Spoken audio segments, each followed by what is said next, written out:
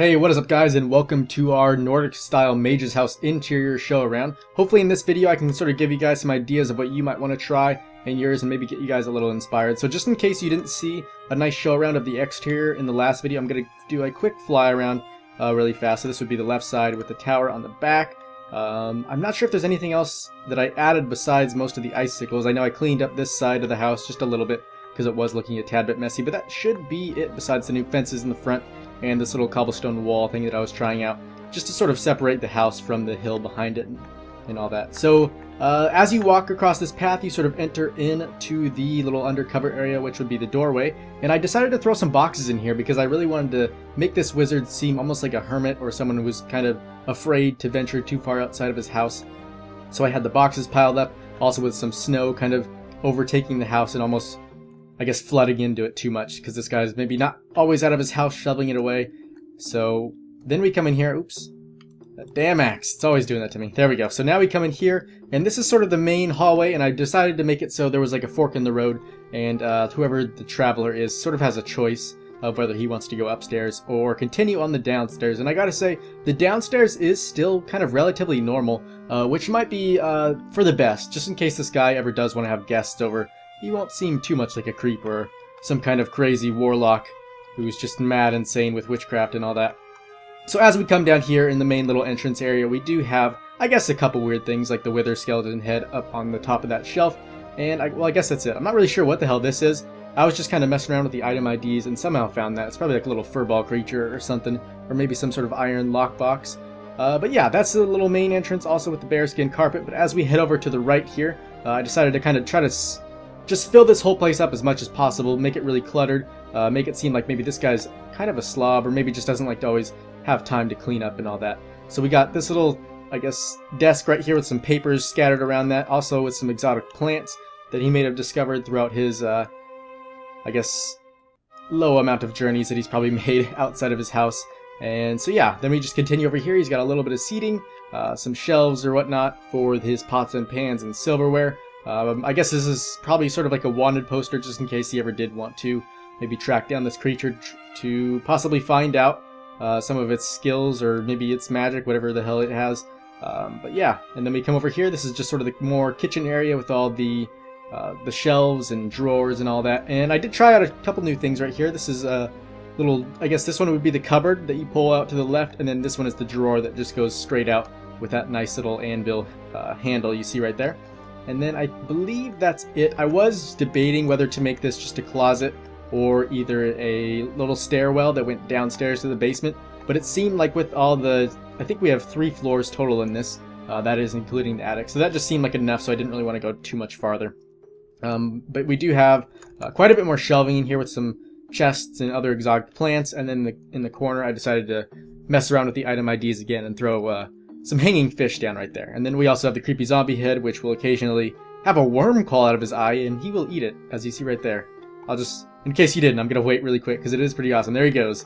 So he eats the worm. Also, I did find, if you cycle through the IDs of the flower pots, you can get some pretty cool things, such as that little furball guy we saw in the front, this cup of water, and then there is a really awesome one that I saw upstairs, which I will save as sort of a surprise, I guess, just in case you guys do want to try it. So as we come up here, I really wanted to test out sort of the wizardly colors, so I put in a purple carpet, which I gotta admit looks pretty sweet, especially in this sort of wizard house environment.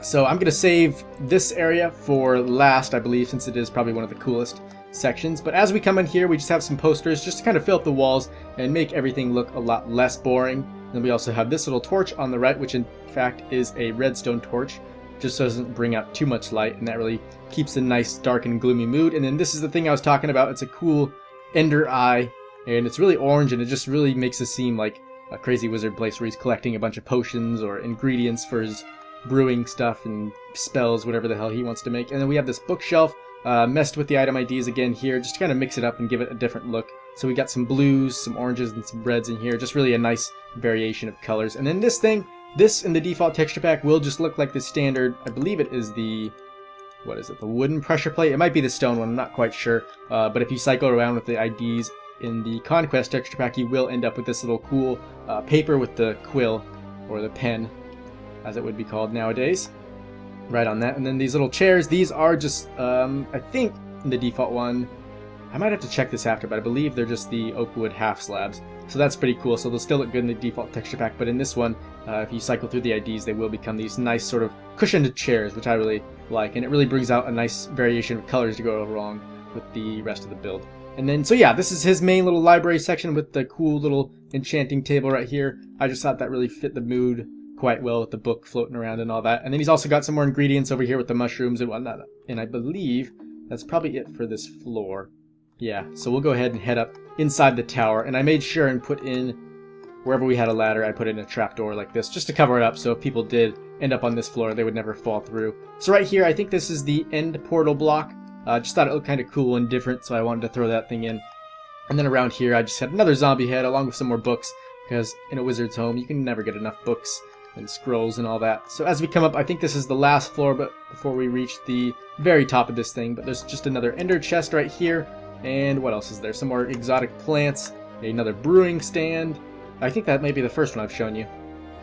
So yeah, there's a brewing stand, some more ingredients, and then this is the top of the tower. I'm sure if you wanted to add a bit more detail up here, you could probably maybe throw in a beacon, which I guess I'll try right now, see how that looks. Although my fear with that is that it might end up looking too much like a church, which would probably not be good. I'm assuming some people might interpret the beacon as some sort of church bell. That's why I figured it might look like a church. But if we come over here to the beacon, let's see how this thing looks. Just in case it is pretty awesome, we'll go ahead and take a look. Oh my gosh, oh, I thought I couldn't get through there. That would have sucked. So yeah, and another thing I don't like is that it adds a bunch of orange lighting, and I really wanted this sort of town and city to be sort of a bunch of grays and whites and these blues that the icicles give off. And that orange lighting just really doesn't look too good, especially since I kind of wanted to make the outside look really cold, and then once you go inside, I wanted to make sure the inside did look sort of warm and all that. So we'll go back inside into here. I think we need to go up the stairs, and then this first door on the right will be heading up to the mage's room, which is probably one of my favorite places inside this house. But before we go up there, there is this little, I guess, sort of relaxing or resting room where he can just chill and, I guess, play some cards with himself, or maybe he can conjure some sort of other crazy ghost or beast to play against him.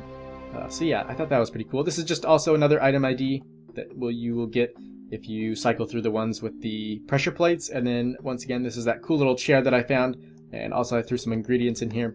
And then now we can move up to, as I was saying, my favorite room in the house, and that is his bedroom.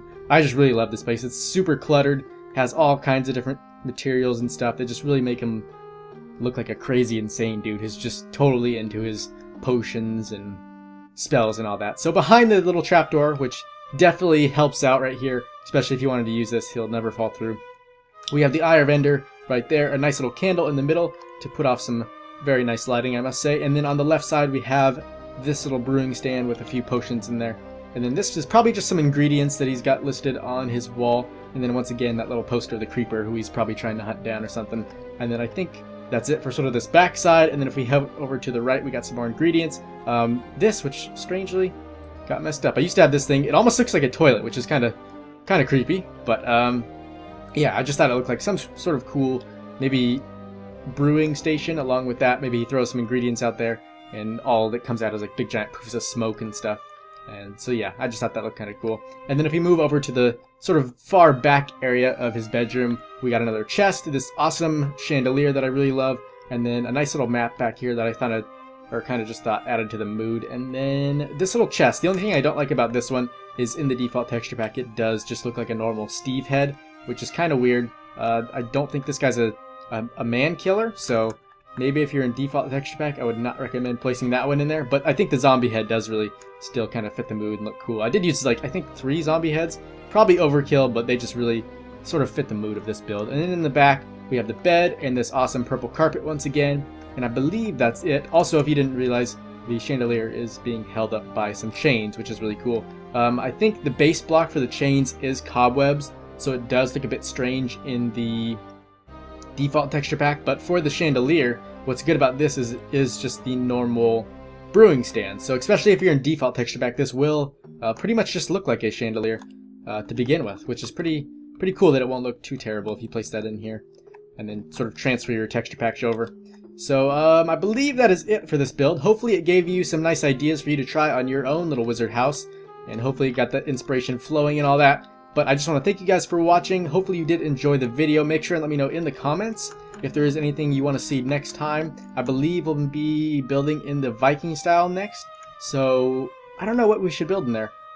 We could probably do, I think, oh that's right, I was going to build a really small house in there next, because I think the only buildings we have so far are at least 2 stories. We don't really have any 1-story buildings, so I think that might be cool to try. Or if you guys want to see maybe like a Viking style chapel, I could also try that. So either one of the two, maybe pick yours and let me know down in the comments, and I'll do either one of those. Or if someone comes up with like a really awesome idea that we haven't heard of yet, I could do that as well. So yeah, thanks again for watching, guys.